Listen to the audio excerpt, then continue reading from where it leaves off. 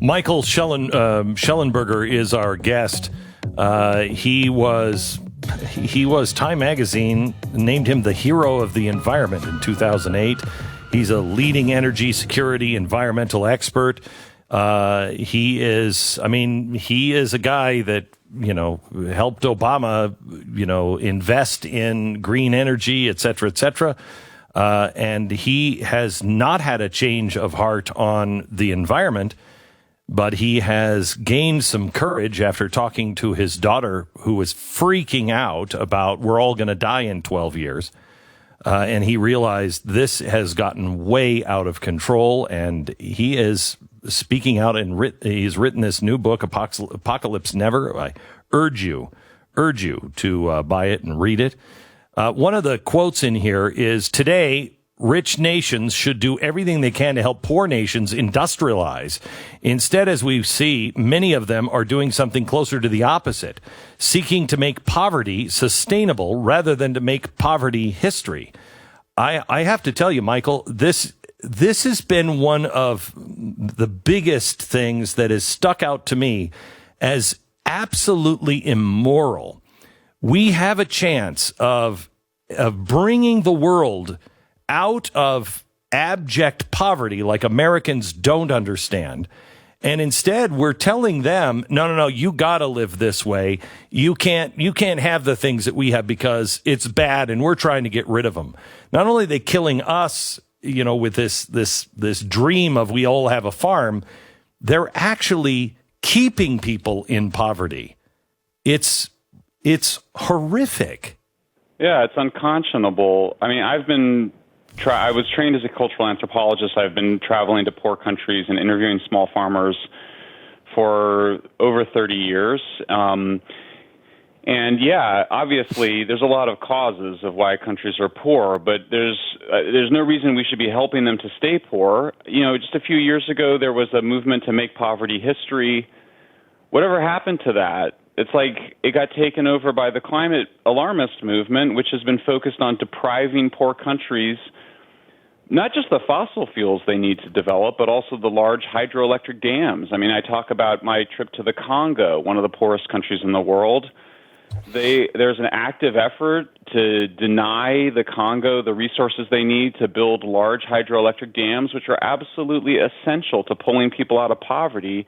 And the craziest part about it, in my research, I discovered that one of the main groups that tries to prevent poor countries from getting financing from the World Bank and other international development banks to build dams is based in my hometown of Berkeley, California. Well, guess where Berkeley gets its electricity from? So, from hydroelectric dams. It's one of the first things that poor countries do when they start to develop. It's what the Tennessee Valley Authority was in the 1930s. So this is really... it's just unconscionable. It needed to be called out. There's major groups, including the Sierra Club, that support efforts to deprive poor countries energy. And honestly, they've taken over the World Bank. So the World Bank used to fund the basics of development: roads, electricity grid, sewage systems, flood control dams. Now they fund democracy workshops and empowerment workshops and solar panels and batteries, that are very expensive and unreliable, that they want to have people, to give people on the farm. Well, most people gain access to electricity and modern life by moving to the cities. It's the urbanization. Half of us now live in cities. You don't have to move to the city. Nobody's going to make you move to the city. No, if you like to be a farm. I own a farm and a ranch, and I have to tell you, I get out of the tractor at any time I want. I own the land. I don't want to farm full-time. It is hard work. There's a reason why we have a shortage of farmers in America. It's unbelievably difficult to do, and it's a really hard life. So let me ask you, Michael, is it Malthusianism? Is it anti-capitalism, Marxism? What is it that's driving this?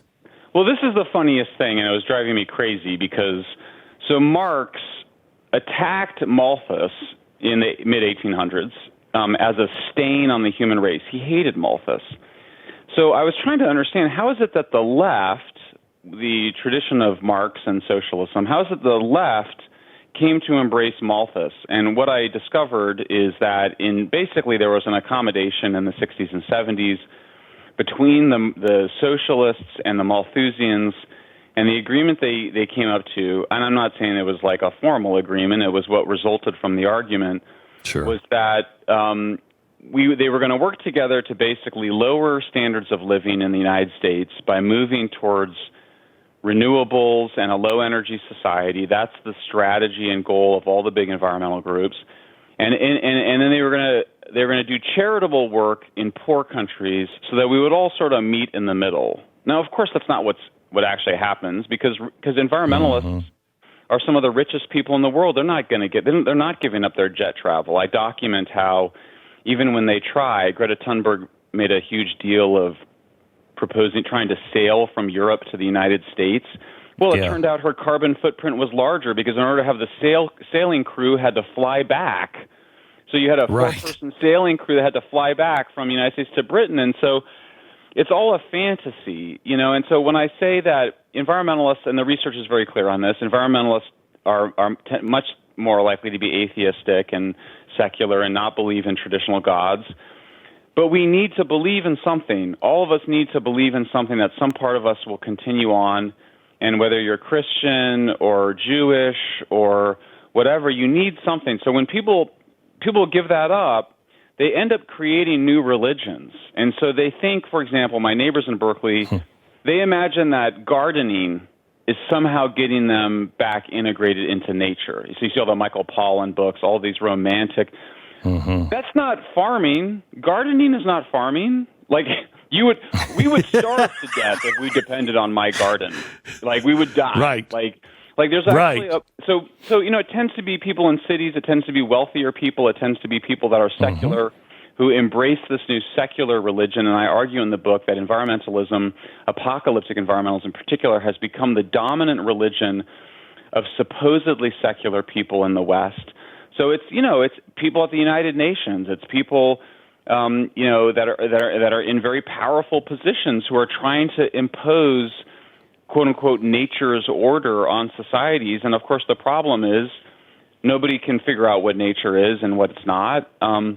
It's not a particularly good basis for organizing your economy because there's just a lot of stuff in nature that we don't like disease and poverty and misery. So I argue in the book, and I thought this would be something that conservatives would like, although there's been a mixed reaction. But I think the Judeo-Christian tradition is a humanistic tradition. There's an idea that we have dominion over the earth, that God gave us the earth to use the resources to prosper. That idea is effectively rejected by environmentalists who view humans as a cancer on the earth, as a virus on the earth. And so what I argue is we need to get back to that humanistic tradition. And in fact, the evidence is overwhelming that as we take care of our children, as we prosper, as we take care of our societies, that over time, our impact on the environment goes down because we move from energy dilute fuels, from wood and dung to coal to natural gas to eventually nuclear. And our ecological footprint gets smaller. I mean, this is the big lie, that going from environmental progress is going from renewables to fossil fuels to nuclear. The environmental movement has it exactly wrong. They want to take people from nuclear to fossil fuels to renewables. That would increase humankind's environmental impact because it takes 400 times more land to generate the same amount of electricity from a solar or wind farm as it does from a natural gas or a nuclear plant. There's not enough land in the United States to be able to do it. I mean, the numbers are staggering to see for us to try to replace it, at least today. Maybe in 50 years, maybe not today. I've only got a couple of minutes, and I want to hit two more things with you. First of all, Greta Thunberg, I actually feel bad for her because I think she has some of the worst parents in the world. They have filled her head with all of this frightening stuff, and we didn't steal her childhood. I think her parents and the terrifying science that has gone along with this that is wrong, I think they stole her childhood. Your thoughts? Yeah, she's definitely, for sure. I mean, Greta's in the grip of a bad religion. She's a victim of this toxic, anti-human, depressing, neurotic, phobic philosophy, and she's spreading it, and it's actually very psychologically harmful and dangerous and bad for poor countries. So yeah, I don't see, I'm with you. I kind of go, she's clearly a victim. She clearly hasn't done any research at all. She's been talking to the most pseudoscientific Malthusian scientists in the world, who I debunk at length in Apocalypse Never. So yes.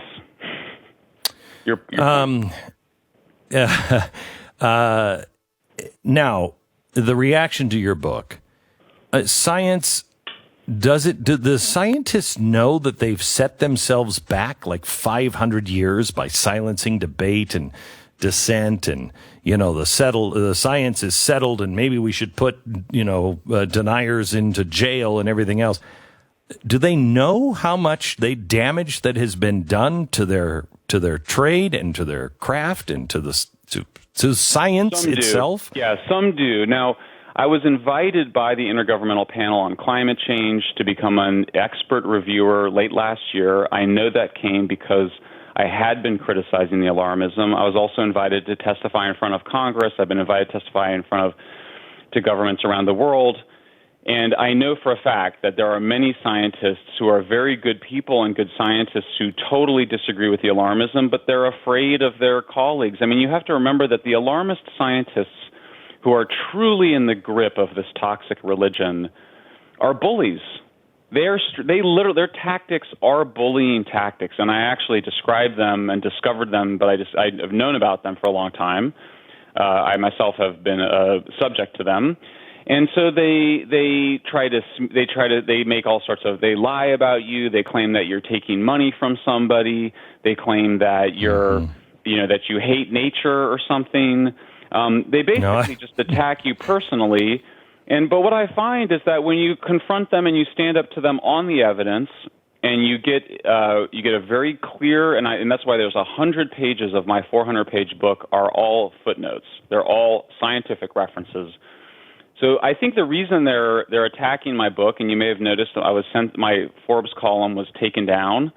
Yep. But the defensiveness is, I think, justified. They know that my book is dangerous to the radical left, which took over the conservation movement in the 60s. They know that my book is devastating for the alarmist and apocalyptic case. That's why they're freaking out about it. I'm confident that that in the long term, truth will win out. I mean, obviously, there's this bigger problem of what do you do with people that they need to believe in something and they end up making up all sorts of bad religions. I don't know how to solve that problem, but certainly I think on the evidence, my hope is that Apocalypse Never will reset the conversation.